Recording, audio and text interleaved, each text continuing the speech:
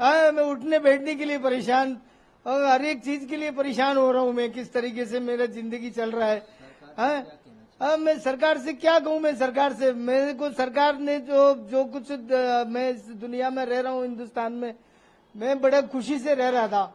ये जो हाल माहौल पैदा किया मेरे बच्चे ने, मैं कहता हूँ ऐसे बच्चों को इस दुनिया में हमारे भारत में आने का कोई हक नहीं है। ऐसे अगर आता भी है तो उसको उसको कड़ी से कड़ी सजा दी जाए, उसको कोई भी हो इस मामले में। अनौतराइज काम जो किया है वो अच्छा नहीं किया लड़की ने। वो लड़की अगर सुन रहा है तो मेरे ख्याल से वो थोड़े से पानी में डूब के मर जाए। अभी आप जो बता रहे थे उसने कदम उठाया है, अब वो उस आजादी से नहीं जी पाएगी। मुझे पता नहीं है उनकी आजादी क्या है, वो जाने, मेरे को मालूम नहीं है उनकी स्थिति में क्या है, पर जो भी किया है वो एकदम मतलब गलत है, गलत है, बिल्कुल गलत है। ऐसे लोगों को सजा दी जाए।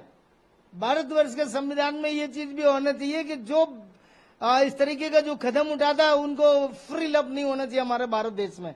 हमारा भारत देश ऋषियों का देश है, हमारा भारत देश बहुत पूजनीय देश है, हमारा भारत इतने सम्मानित देश है कि हमारे भारत वाले लोग पत्थरों को भी आदर करते हैं, उनको भी भगवान मानते हैं, उनके सामने भी साष्टांग प्रणाम करते हैं। इतना आदर योग हमारा भारत देश है। और ऐसे सपूत, ऐसी लड़कियां, मैं नहीं चाहता कि ये ऐसी लड़कियों को जिंदगी जीने का हक हो।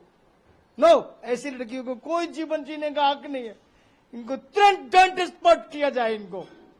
मैं गुस्से में नहीं बोल रहा हूं, मैं अपने भारत का नागरिक होने के इस कारण से बोल रहा हूं। मैं, मुझे इस मामले में क्रोध आ रहा है कि कोई कल तक ये बच्ची मेरी थी, अब मेरी बच्ची नहीं है, हमारे देश का सवाल है ये मेरे देश के लिए बहुत अच्छी बात नहीं है। मैं एक बदनसीब बाप हूं। मैं, मेरे साथ जो हुआ है वो लड़की ने किया है। वो लड़की को इस दुनिया में जीने के लिए, इस भारत में कदम रखने का कोई हक नहीं।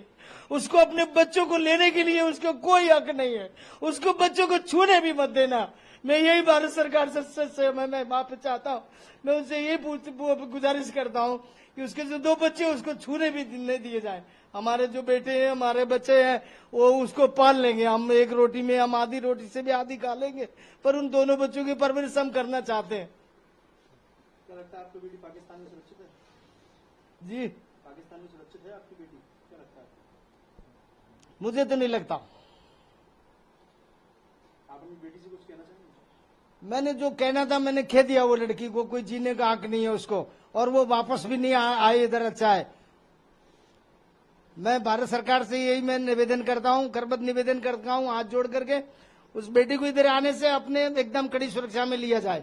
उसने इस तरीके का कदम उठाया ताकि आने वाली पीढ़ी, आने वाले भविष्य में कोई भी बेटी या बेटा इस तरीके का कदम नहीं उठाने पाए।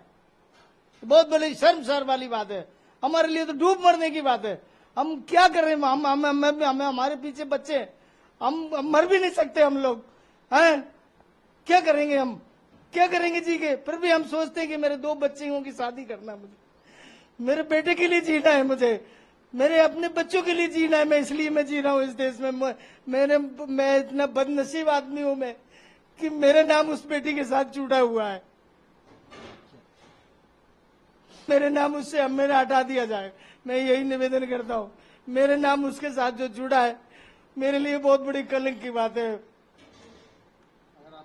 यदि वो से हमारे इस बयान को अगर वो लड़की सुन रही है, अगर थोड़ा भी तो उसके अंदर अगर मेरा खून है, या हिंदुस्तान का थोड़ा भी पानी उसने पिया है जीवन में, इतना बड़ा लिखा, इतना 29 साल 38 साल की उम्र हुई है, तो वो थोड़े से पानी में अपने आप को डूब के मरना चाहिए उसको। सुनो